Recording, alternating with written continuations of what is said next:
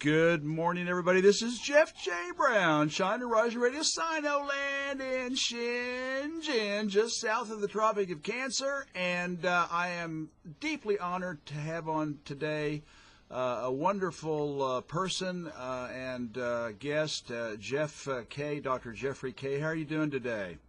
Fine, Jeff. Doing great. How are you doing? I'm doing fine. Jeff has broken the record since he lives in Hawaii. He is so close to the international date line that I am actually 18 hours ahead of him. So no one has gotten that close.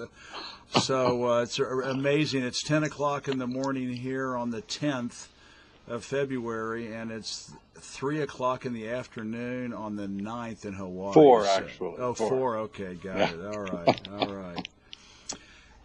I'm going to be doing basically two interviews with Jeff because he has an incredible career, and this first one's going to be about his book and his work with torture victims, and the second one will be about his outstanding journalism and research into the West's use of germ warfare. So let me go ahead and get started. Jeffrey S. Kaye, 1954 to present, graduated from the University of California, Berkeley in the 1980s. After working as a cab driver and assistant casting director, a proofreader, a typographer, and assorted odd jobs. I like people who are modest and don't try to. And you didn't try to tell us that you played lacrosse at Princeton. Anyway, no. Which I did not. In case you really think that that's perhaps something else I tried to hide. He settled down and became a clinical psychologist in his middle age. He retired from his psychotherapy practice in 2017. Dr. Kaye also taught adult development and history and systems of psychology to Bay Area graduate students in psychology. For nearly 10 years, he volunteered part-time with Survivors International in San Francisco, conducting both assessment and psychotherapy of torture victims. After 9/11, he joined others in protesting the activities of psychologists in the CIA and Department of Defense, some of whom helped develop interrogation programs that have widely been exposed as including torture and other forms of cruel treatment of prisoners. He has been a key figure in exposing the persistence of U.S. use of torture, including in the infamous Appendix M, as in Mary, of the U.S. Army Field Manual on Interrogation. The use of torture in this supposed, quote, humane, end of quote, alternative to the CIA's, quote, enhanced interrogation, end of quote, program was verified by the UN's Committee Against Torture in 2016. Cover Up at Guantanamo, which is his book, which details serious problems in the Department of Defense investigation into multiple detainee deaths, is his first ebook. He has published articles on torture and other subjects at Truthout, The Guardian, Al Jazeera, America, Alternet, and other online websites. And I will also include in both interviews, he is happy. I always love it when my guests are brave enough to put their email so the people can contact him. He also writes on Medium.com. He has his own blog. He has his own blogs website called Invictus, which I will also put on there. He's on Facebook and Twitter. So after these interviews, please feel free to contact Jeff so that you can learn more. Well, Jeff, wow. First off, tell us a little bit about yourself and how you came to understand the true nature of Western Empire. Did you figure it out early on or later in life? Was it a slow realization or was it an epiphany? Well, it was, I guess it was a slow realization that was punctuated by moments of insight, by reading. I remember reading the Communist Manifesto, for instance, for the first time, I don't know, back in the 80s. And, it was the 70s. Anyway, and, that was a moment. But what happens, especially if you live in the United States empire, is that you are subjected to relentless, ongoing propaganda, which mostly appears to most people to be benign, because you don't recognize it as propaganda. You think it is, well, what you're taught in school or what they show in the movies. I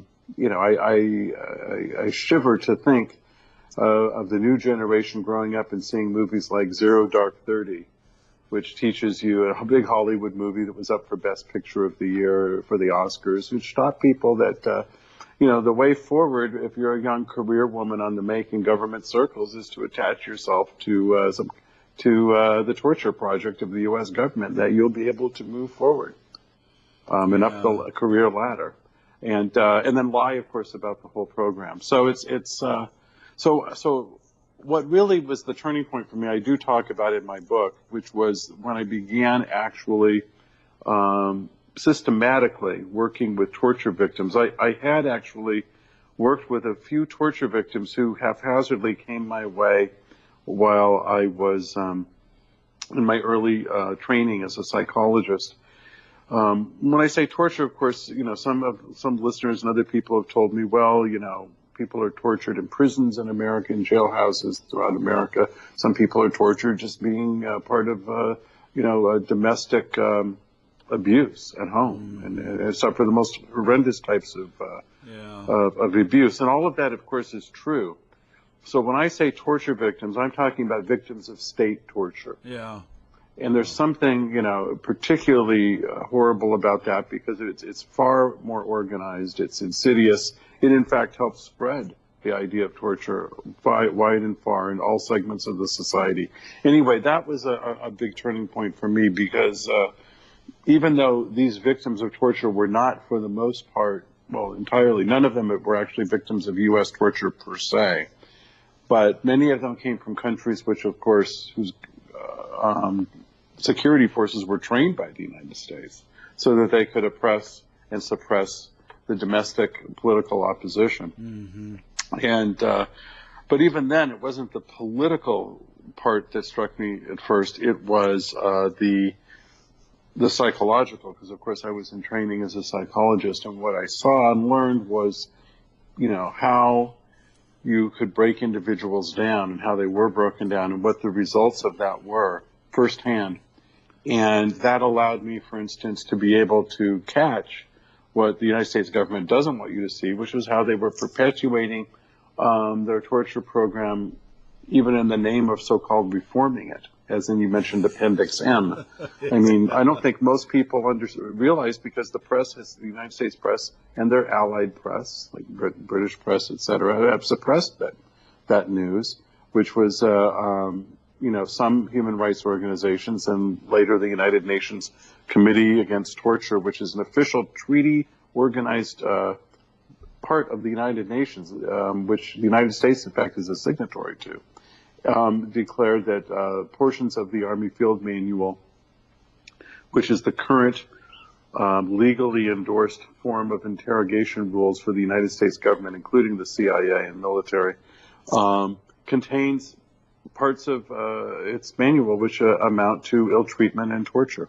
But you wouldn't know that, read the press. So the final thing I'll say to your question was the part of my ongoing education was, because of the long-standing interest in history I had anyway, even as a child, one began to see Orwell's predictions in 1984 come true, which is you could see that reality, which was demonstrably documented and available, in fact being ignored or disappeared.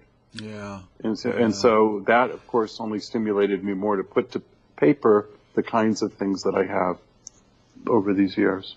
Yeah, in your book. Well, in your psychology work, I mean, you did have a very, very unique opportunity of interviewing and treating torture victims. Yeah. Without violating professional confidentiality, please tell us some stories about who you talked to and general consequences of being a torture victim, as well as a victim's ability to overcome psychological scars and to try to lead a normal life after they get out of it. Yeah. Yeah, I can't. Again, in the book, I begin the tale of one of those victims, which I had to cut off near the beginning because, again, for confidentiality purposes. But I've met with people from around the world. I had a number of people from Central America, not surprisingly, given I was in California, but also, from Africa, Ethiopia, Middle East, Yemen,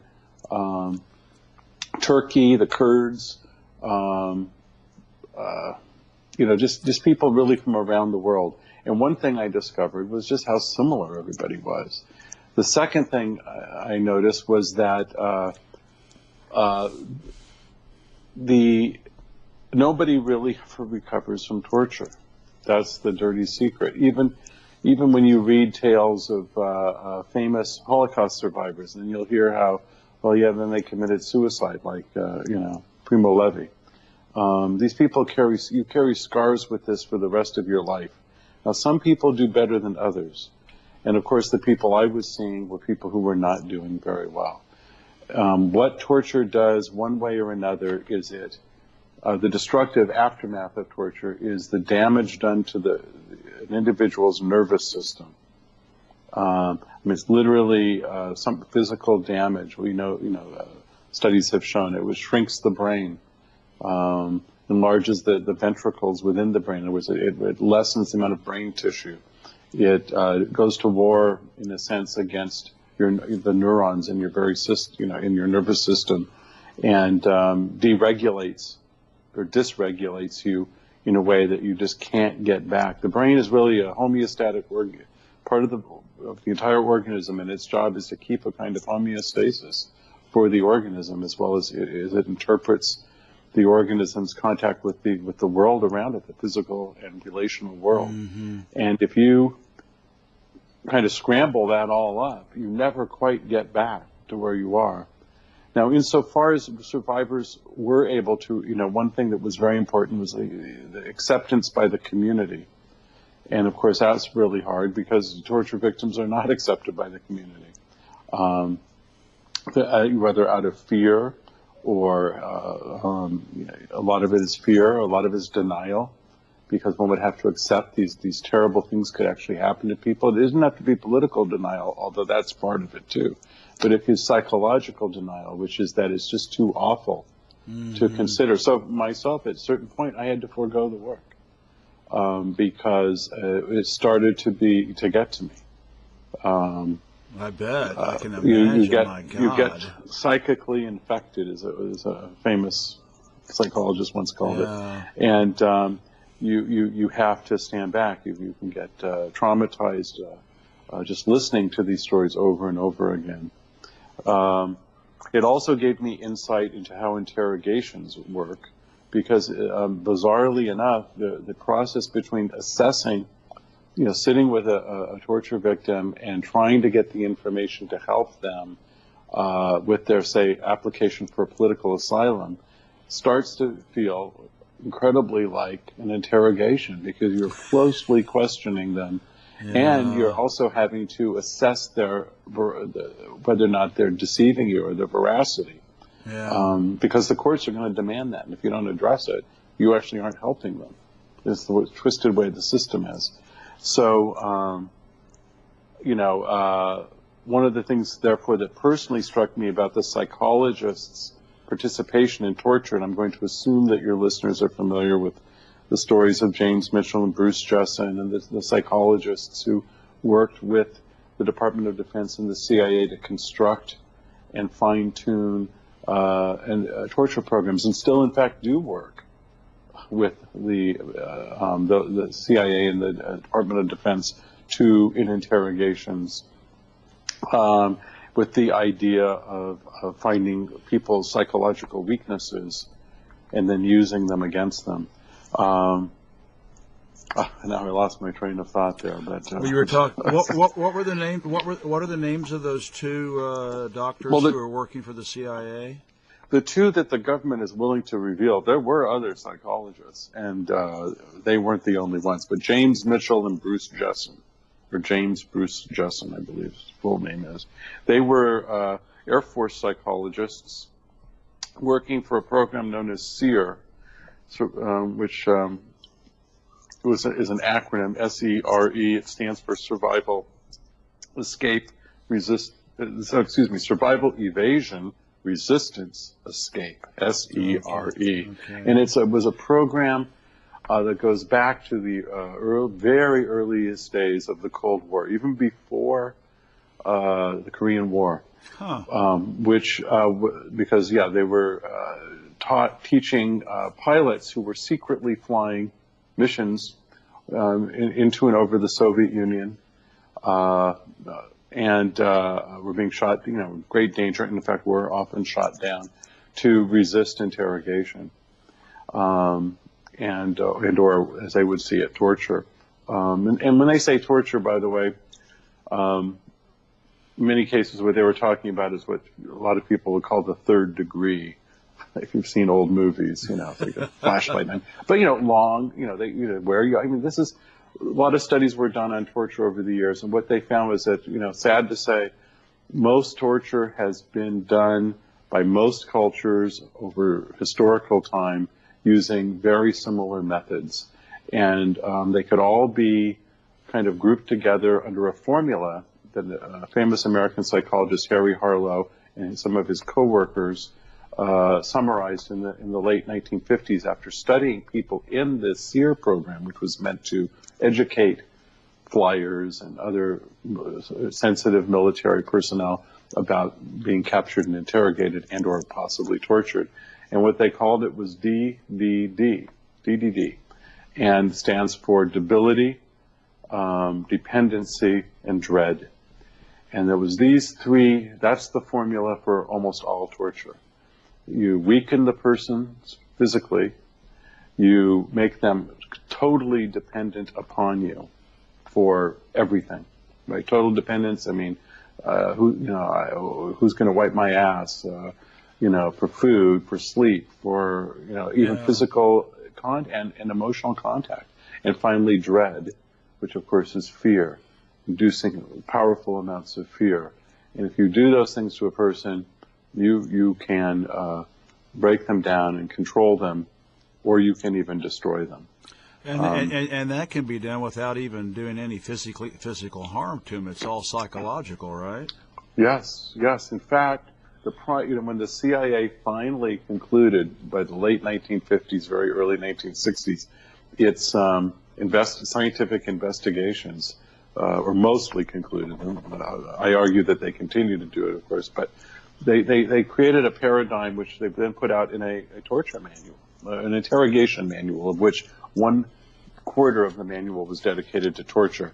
And their model of torture was mostly what they call touchless or psychological form of torture, which was based on isolation or essentially solitary confinement, sensory deprivation and or sensory overload, the use of drugs and hypnotism, interestingly, and again, the manipulation of things like diet and environment, so that you didn't, beating, so the CIA, interestingly enough, it was not about beating people. At least that was what their model, that was like their high model. Strange, of course, when they worked with other foreign governments, they had no compunction in doing things like showing them how to put electrodes onto genitals and rev up the generator to give electroshock to people, for instance. And even in their enhanced interrogation techniques, using waterboarding, which is drowning, slapping people, beating them, throwing them up against a wall over and over and over again. Sicking canine dogs on them, and yes, and sexual, rape. I mean, anal rape. I mean, just so it's just awful to contemplate all the different things they do. And but yes, the thing, interestingly enough, over and over, and I think the prisoners will tell you themselves that the worst thing that the worst they experienced, usually most of them will tell you the worst they experienced was either the isolation or the sleep deprivation, which, by the way, is the other primary way. It would just drive you nuts. Really make a person crazy, and to be so out of control. And the other thing, of course, was this was in the CIA's manual, is the use of stress positions, where they thought it was quite diabolical because you could actually make a person feel like they were torturing themselves, that their own body had turned against them by putting them in a certain position that they couldn't. So the CIA would have somebody do something as simple as what's called forced standing.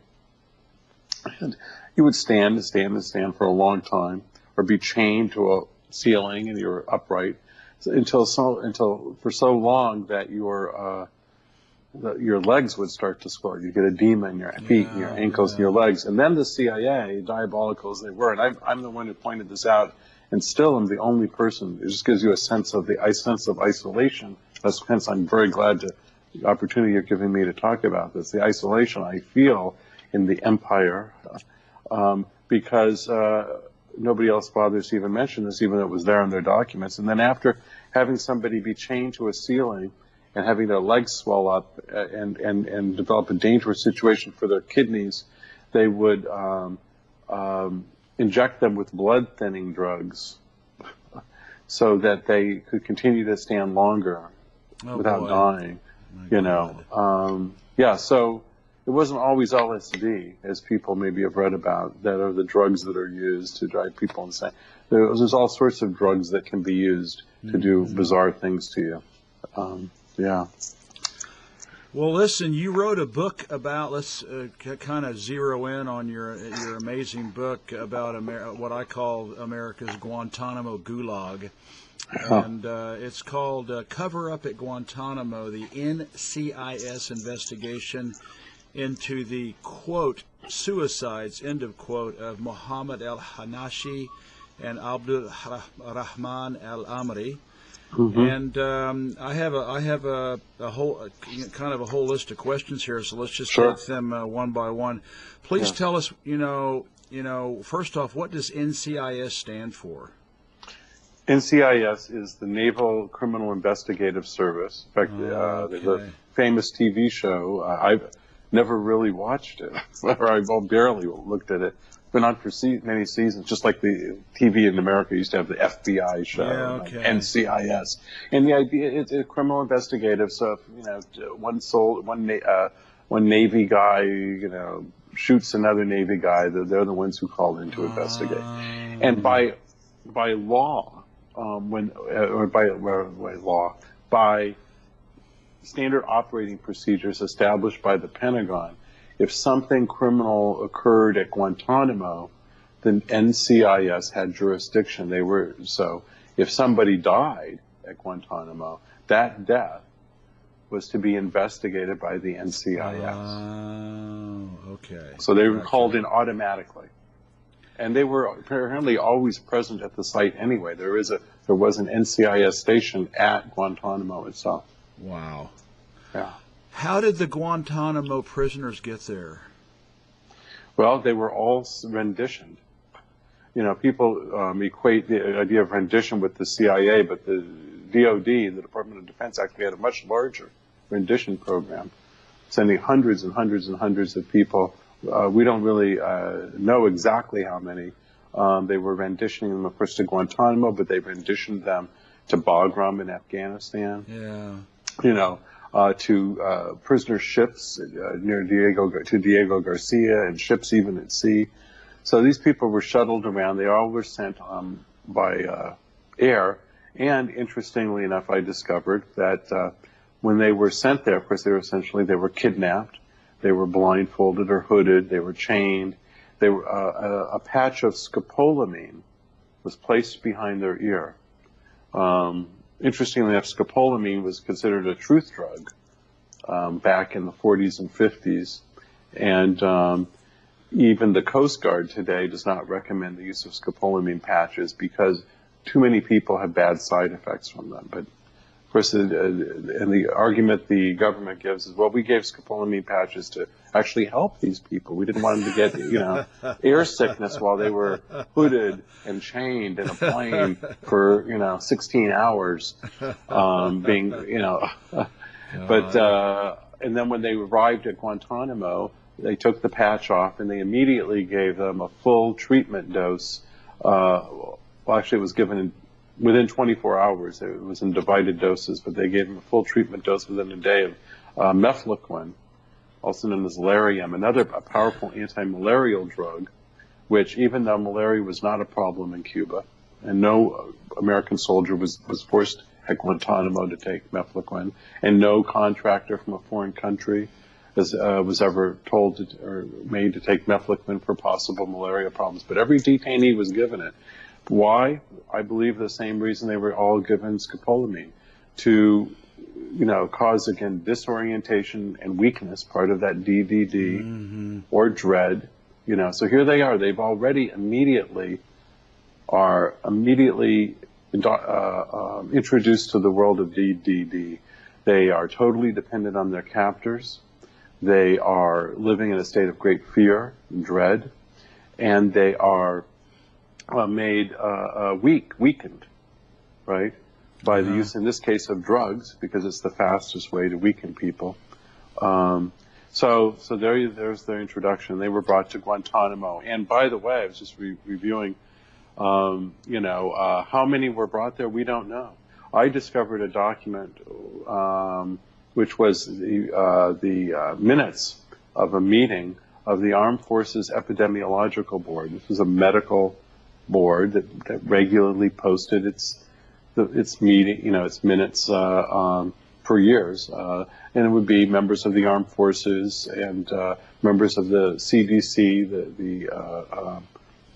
which is the American Organization for Communicable Disease Council, or whatever, something like that it's called, and sometimes other high medical officials. And in February of 2002, they were discussing the deaths that had already taken place at Guantanamo, because some of these people were brought literally off the battlefields after the American invasion of Afghanistan. Yeah.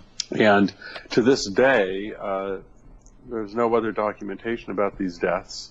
And while I've gotten one or two other people who unfortunately won't go on the record, but who told me off the record that yes, they remember something like that going on. And the man who spoke to it, Captain Jeff Yund, Y-U-N-D, I spoke to way back when I wrote this article almost 10 years ago now, and found that document. He didn't deny that was the case, and he told me who told him that was the chief surgeon at Guantanamo, a man by the name of Albert Shimkus. So anyway, that's how people got to Guantanamo. They were flown there.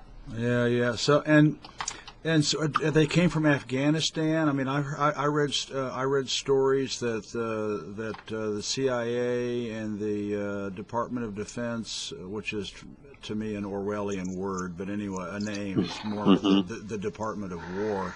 But I mean, I've heard they were like offering bounties and paying people, so it would do like, I don't like Sammy. Let's kidnap him and sell him to the CIA and get rid of this guy, my neighbor, who I don't like.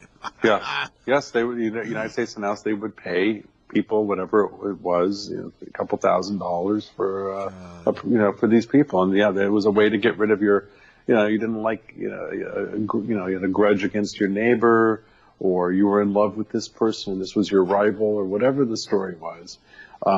So there were other people, of course, picked up, by the way, not just in Afghanistan. As time went on, people were kidnapped off, one out of the airport in Germany or Macedonia, or taken to the CIA black site, and people were transferred from the CIA black sites to Guantanamo, and then out of Guantanamo again. Recently, it was revealed that the current director of the CIA, Gina Haspel, was herself, probably it's for some period of time, what's called head of station. In other words, the person in charge of a CIA black site inside Guantanamo itself. God. In roughly 2003, 2004, somewhere in that period. Yeah. And these black sites are basically, I mean, I've heard they're in Morocco and Poland and they're Lithuania, all over. Romania. Yeah, Georgia. There are a lot of the Eastern European countries doing dirty work for the for American empire. So this is sort of like maybe where the first place that they'll nab somebody, stuff them in a van, and take them to one of these black sites, and that's where they maybe start the torture, and then eventually move them to Guantanamo or other places. It was a subset. I mean, a smaller subset came that way. The majority were just shipped literally right there, or first via Bagram or Kandahar. You know, they were first imprisoned at in Afghanistan by the Americans, and then sent to Guantanamo. How many were truly, I mean, guilty of hands-on terrorism, or can we ever know? I mean, do you think most of them were innocent? I mean, what do you think, based on your research? Well, based on my research and my reading of I've never researched, I should say, the question of the innocence or guilt on a large level of people involved in so-called terrorism. That's because the definition of terrorism really is not amenable to scientific research. It's you'd have to, say, well, what is terrorism, right? You could make a case that it's the terrorists who are running the prison, not the people who are in prison there. So it wasn't my, I didn't get involved in that. So I never made a study, but the people who I trust who have looked at least the innocence of it, whether or not these people were even involved in actions against the Americans or anything that could be considered a war crime or anything, is that almost none of them were. Yeah. And even, frankly, the guilt or innocence of the most famous prisoners at Guantanamo today, which are mainly the 9/11 defendants, people like Khalid Sheikh Mohammed, Binal al-Shib, and others who are on trial at Guantanamo, presumption of innocence should demand that these people, are innocent until proven guilty, and that much of the testimony against them comes from torture of other prisoners. One of the reasons the military commissions have dragged on for years and years and years, nobody, of the 9/11 people have been brought to trial at this point at all. I mean, this is 2019. 9/11 was in 2001, and yet no one's been brought to trial. Why is that? Because, first of all, the military commissions, which are at Guantanamo, are bogus entities who kind of make up the laws as they go along. And two, there's the evidence that can be used is to a large extent, not totally, evidence that derived from torture, and kind of squeezing that through any kind of legal system is very difficult. Yeah. And even in a military court, they have a certain boundaries that they have to live by, I guess. And I will say some of the best defenders of these people's innocence and at least trying to get them a just trial are in fact military attorneys who were assigned to the case because the U.S. is trying before the world to put on a pretense of some kind of fairness, and there is some kind of procedure, although these attorneys are hamstrung and they're spied upon and dirty tricks are put upon them. So it's not just all. Most recently, one attorney, military attorney, refused to do anything because it was discovered for the second or third time that the CIA was secretly spying on attorney-client communications. Yeah. So this isn't normal. It's not, what's going on there isn't normal. They want to put forth this thing and this pretense of fairness, but it's really not the case. How many are still there? I believe there's 40 prisoners at the moment. 40 prisoners, and no one has been added, and one did leave under Trump. The one who left, of course, it had been already decided beforehand that they were to leave. And I think there was a few others like that, but they have not left. Somehow this other guy, I think he went to Saudi Arabia, did get out. And I think there was a British guy that got out too, like maybe last year or something. Or maybe British or Canadian. You mean Omar Khadr? Maybe, I don't know. It was a few years back. Okay, yeah. All right. But no, maybe you're right. I'm not going to pretend that I keep track of every single person. Yeah, I figured they probably let him out because of his nationality, and maybe there was some pressure from a client state. You know, I think it was either Canada or the UK or something, and they finally got him out. Oh, yes, absolutely. But I think now time is going fast. I think it was 3 or 4 years ago. Okay. God, I can't believe I'm blanking on his name. Oh, don't worry about it. How many have died there? Shakir Amr. That's it. Okay, Shakir. That was from back to he was a British, not a citizen, I believe, but a legal resident of Britain. Okay, gotcha. Yeah. How many have died there? Do you estimate? Well, they own up to, I think, 8 or 9 deaths. Most of them by suicide. Two died. One died supposedly of a heart attack. Another one died, I think, of cancer. So there were 2 medical-related deaths, and then there were the 7 or so that died from suicide, supposedly, which is the point of my book. And I'm now just beginning to look again into the final one. His name was Haji Nassim, or Inayatullah, who was one of the last people to come to Guantanamo in 2007 or so. And he died there in 2011 with a bed sheet supposedly wrapped around his neck in the exercise yard at the prison. So how did that happen? Guantanamo is one of the most controlled places on earth. It's interior. They worked very closely with the Bureau of Prisons to set up, essentially the DoD's own version of a high security, supermax prison. And you just don't walk around with bed sheets.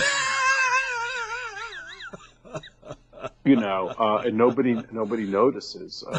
So the question is, and yet this was all sort of like, accepted by the American press and the American public as well, who I also condemn, along with the American press, for its failure to hold its own media accountable. It's really quite depressing. Yeah, well, they're too busy watching tits and ass at the Super Bowl, and I mean, that's what they do. They just, it's the old it's the old Roman bread and circus, It's just keep it. Who was that guy, Neil Postman, that wrote, amusing ourselves to death, and he's right. I mean, it's just they are brilliant at making us feel helpless and apathetic, and it's awful. Well, let me ask you this. I think I know the answer, but is Western Empire still torturing around the world? I mean, I mean, on however you want to look at it. I mean, the Army Field Manual that the U.S. puts out still includes torture in it. You don't have to believe me. You can believe the United Nations Committee Against Torture, whose official function in the world is to look at these issues for every country. Or, you can look at the recent news reports that are coming out about the U.S. interrogators being present, overseeing torture in Yemeni prisons today. Or, similar reportings in Somalia. Or you can look at Guantanamo itself, where, ongoing forced, feedings and beatings, and just the fact that these people are indefinitely detained, which is a form of torture. It actually has, the Physicians for Human Rights did an excellent small pamphlet that they put out some years ago, documenting medically how being imprisoned and not being told that you have any rights, and you don't know when you'll ever be charged, and how after years go by of just being imprisoned for a reason that's never even made clear to you, begins to break you down physically, and your health suffers. And torture continues, and in ways that who knows that we don't even know totally. And finally, Appendix M. That's what I was speaking to, the Army Field Manual, and wherever these interrogations are being done against so-called enemy combatants means that they have the right to subject them to sleep deprivation, isolation, partial starvation, sensory deprivation. It's so bad that the U.S. Army itself says that you have to have medical personnel present for some of these interrogations. Well, if you have if you're doing an interrogation, and you actually you can't do it unless medical personnel are available. What kind of an interrogation are you doing? Oh, God. and that's the liberal. That's what the liberals liked. That all had the support. Dianne Feinstein, all these people, man. They just, they were telling you that this was the way to go. This was better than the CIA. And anyway, yeah. Well, the Democrats are the identity politics war party of the left, and the Republicans are the identity politics war party on the right. So it's not a farce worth of difference between them, except identity politics. So Well, this is not an easy interview. I mean, even for me, it's just, and the fact that you did this for 10 years, and then you did all this incredible research and wrote this amazing book. And it is available as an ebook on Amazon, and I really encourage everybody to read it and get a handle on what our countries are doing. And it's not just the United States. I mean, all of NATO is involved, and the United States, they corrupt countries like Morocco supposedly has a black site, a torture site. And I lived in North Africa, and it disappoints me that people like Moroccans would allow something like that to happen. But I don't know if they're bought off. I don't know if they're bribed, extorted. I don't know why a country like Morocco would allow that to happen. But it's not just the United States. It's all of NATO and many other countries are corrupted in the process. So it's just it's horrific. Yes. Jeff, what are you working on now? I mean, what are your current projects? You've in the second part of our interview, we're going to talk about your incredible work about germ warfare and bioweapons. But is there anything? Have you kind of put the torture thing to bed? I mean, do you need to be divorced from it to maintain your sanity, or what else are you working on? I do step back now and then more than I used to. So I was like 2 steps forward, 1 step back. But that's for health purposes. Yeah. For and your sanity. now, of course, most recently I had an article. So what I'm working on are a follow-up to an article I recently put out about revealing that there was not just one but 2 CIA programs, and what that has to, because I'm the only one to point that out. It means that it's left to me to explain the consequences of this kind of knowledge. The second thing is I am working on another one of the Guantanamo detainees, as I mentioned before, the last one to die, Inayatullah, and the circumstances of his death. And I want to see what happened in the investigation there, and I'm hoping to get some information soon. And the third, of course, does have to do with the biowarfare. I have a number of things I'm working on there to supplement the work I've already done. One of them is going to reveal that one of the key figures in the CIA's MK Ultra program was also involved or had something to do with the interrogation or at least the cover-up surrounding the biological warfare in Korea. Wow. Well, we'll save that for part 2. Are there any in closing? Are there any books or websites specifically about torture, other than your outstanding Sherlock Holmes-esque expose of the gulag in Guantanamo? Are there any other books and websites besides your own that you can recommend about torture in Guantanamo? Sure, I highly recommend Andy Worthington's, who is a British researcher and journalist, became an expert on Guantanamo and put out a book called The Guantanamo Files and has kept it up to date on his website. Yeah. And I think it's just andyworthington.co.uk, I believe, because he's in Britain.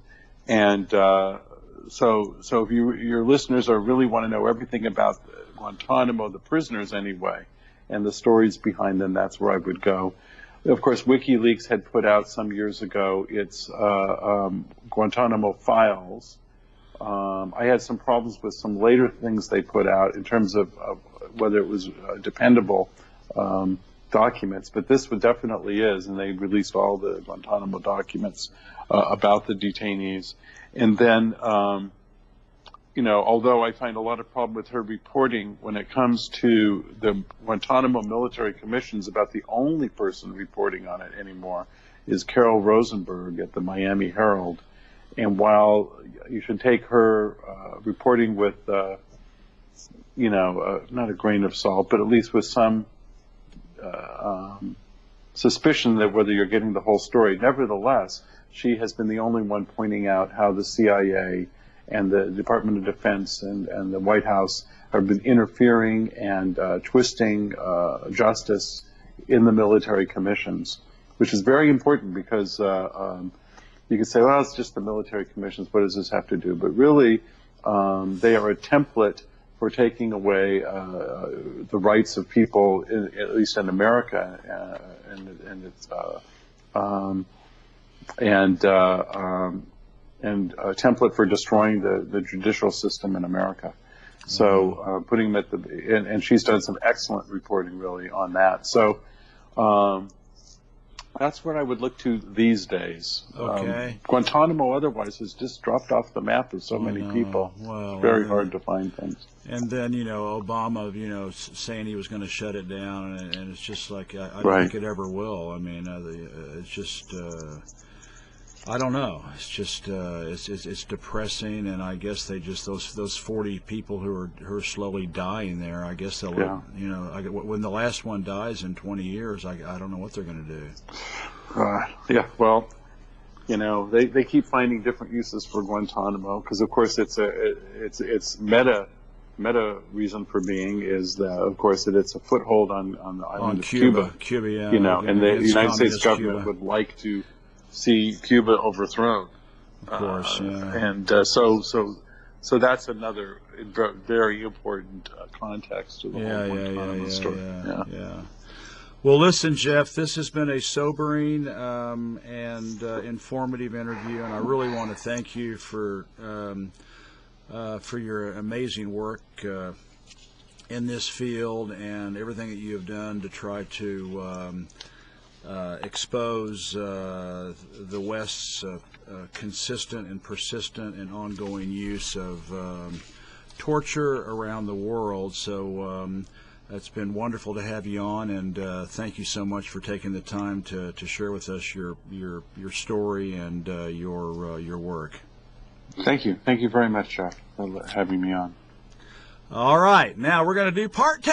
Are you ready, my friend? Okay.